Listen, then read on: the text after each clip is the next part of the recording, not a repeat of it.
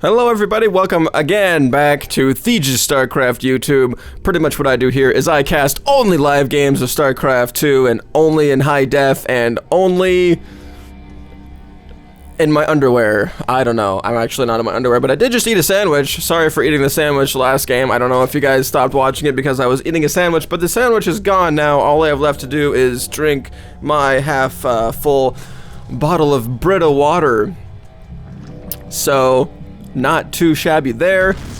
This is actually, so that last game that I casted was just the first game of a 2 out of 3, best 2 out of 3, and now we're on to game 2 between Deviant and Breath. And if you guys didn't watch the first game, let me fill you on a little bit of a backstory here. I originally first casted a 3v3 between these two guys in their own teams, and Breath's team of all Protoss lost to Deviant's team of Zerg and to Terrans,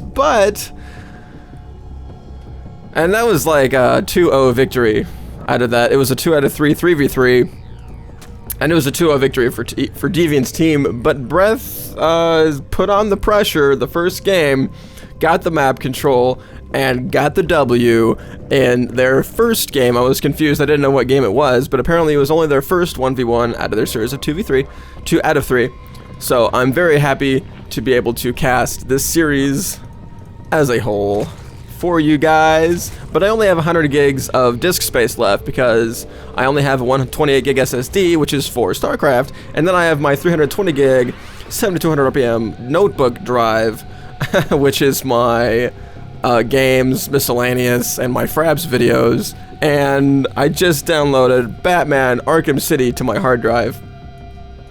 So we have a basic, the same opening from Breath, the Forge Fast Expand, and the pylon in the base, and the natural of Deviant, the Zerg, which is so annoying. And the last time I played this map as Zerg versus Protoss, sorry Deviant, but I lost. I lost quite handily, and that was the last game that I played on ladder as Zerg. And from now on, I'm going to be Terran, for those of you who subscribe to my YouTube, all one of you. But anyway, Deviant is in his base before the cannon finishes, so he's going to get a nice little run by here, and Breath is going to see what he can do against these 4 Zerglings. He's got to A-move all of his probes here, and he does so, but Deviant is being so deviant about it. Oh, I'm going to have so many plays on your name, Dan. Oh, it's not even funny. And here comes a probe for reinforcements, so Deviant's just gonna go to town. Oh man, he's bugging Breath so much with all of his lings and this drone. Oh man, oh, now he's got him to choke, so he's gonna be able, oh no, but oh, Breath got out of it and dead. Everything evaporated all at once. And this is the hero probe, the Rambo probe, with 1 kill and the most battle scars. Oh, no, this guy is. Sorry, I was selected on the wrong probe. He only has 5 health left, and he took out 1 guy. So, but here come more lings, but that cannon's going to be ready, so I don't know. And there's the Zealot there. I don't think this is a wide enough opening for even a Zergling to run past, but I think Deviant's going to try it anyway. So we'll see if Anthony, or Breath, sorry I had to say your name because I said Dan's name. We're going to see if Deviant here can squeeze by this Cyber Core and Zealot. That looks like a much tighter wall. Before, that didn't look so tight, but I think this is a very tight wall in right here with the Zealot and Cyber Core. And the Photon Cannon. Can it shoot these these lings? No, it cannot. Oh, nope, there we go. There's a shot. And Deviant says, F this! Oh, and there's another Photon Cannon going down from Breath.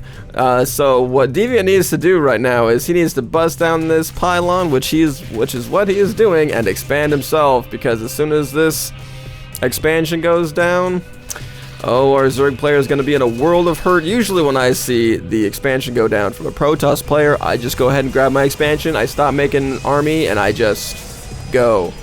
But we're going to see if maybe Breath is feigning an expansion. And he was able to bait one of the Zealots out of there. Ah, Zealots. And Breath was able to bait one of the lings back into his base to kill it with photon cannons. I think it like 3-shot him pretty much.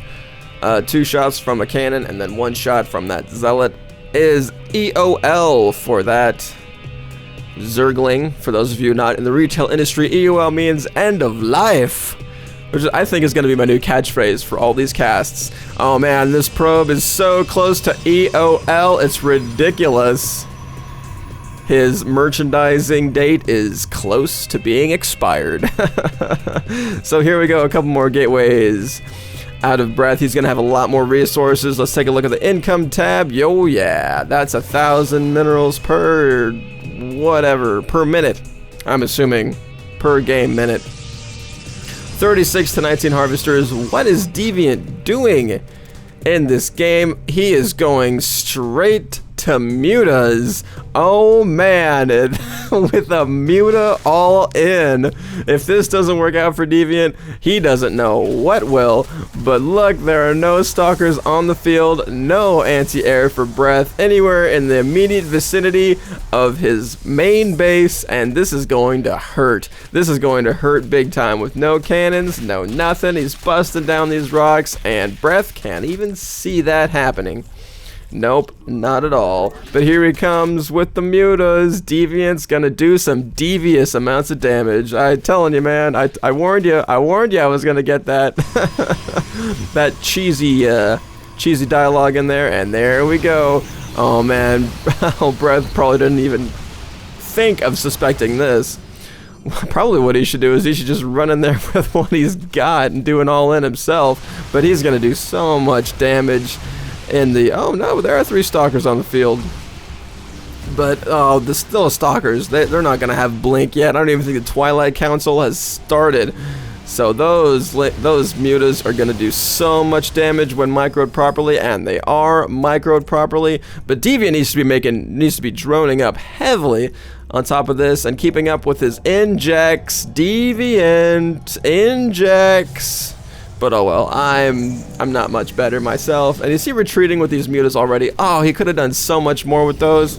I would have loved to see him take out so many more probes with that. He needed to just... Oh, no, there... Breath's got stalkers in every single mineral line. But I would have loved to see him do just a little bit more of harassment with these mutas. 7 mutas in total. He probably could have taken out quite a few stalkers if he would have microed them properly, but he probably wanted to concentrate more on his production. He's got 5 overlords on the way. I wonder if that was a mistake, because he still already had plenty of supply. He needs to inject. Deviant, inject. There, I'll do it for you. Oh, I can't do it for you. I'm just observing. But what he is going to try and do is do a little bit more damage with these mutalisks. But I don't know how successful that's going to be. Breath is getting quite the army up, and this base. Oh, Deviant's just falling behind. Oh, this does not look good for Deviant at all. Look at these supplies, 76 to 54. Look at the income tab. Almost. It's pretty much 1,200 for Breath right now. 44 to 23 harvesters. Deviant just doesn't have what it takes to take out this Protoss player. He's gonna try and come in with more mutas. He needs to be macroing up while he's keeping his opponent at bay. He's just not doing it. Oh man, I don't even know why I'm still casting this game. I'm just waiting for the eventual, and oh, here comes Breath with this final push. I think he's hearing me, even though we're so many states apart. I'm casting so loud. He's got this pylon on the way here for reinforcements. Look how pretty that looks when it's all blue and translucent like that, and shining and shimmering in the light. That's non-existent on this map. This map is actually quite dull. I mean, there's no real reflections, no water. It's kind of just boring and drab. Look at even the vegetation is mostly dead. Just, I don't know what Blizzard's thinking when they make maps so dull and boring like this. It looks like they concentrate more on the scenery on like the bottom than they do on like the main gameplay field. And they could have at least added a little bit more details to the Xel'Naga Tower or something like that. And Breath took out these rocks and is now going the other way. Probably going to try to do a pincer attack on Deviant's main here. But look at all those Zerglings there. That's a lot. That's a big flock of Zerglings.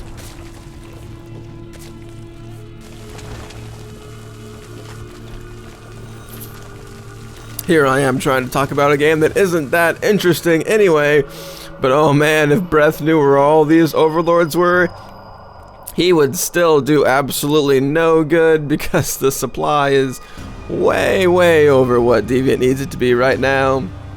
And at least he looks like he's keeping up with his injects. He can plant a couple more tumors there unless he wants to save those for transfuse on his spine crawlers, which is what he should have done in the first game but did not. Not like it would have saved him anyway, but you never know.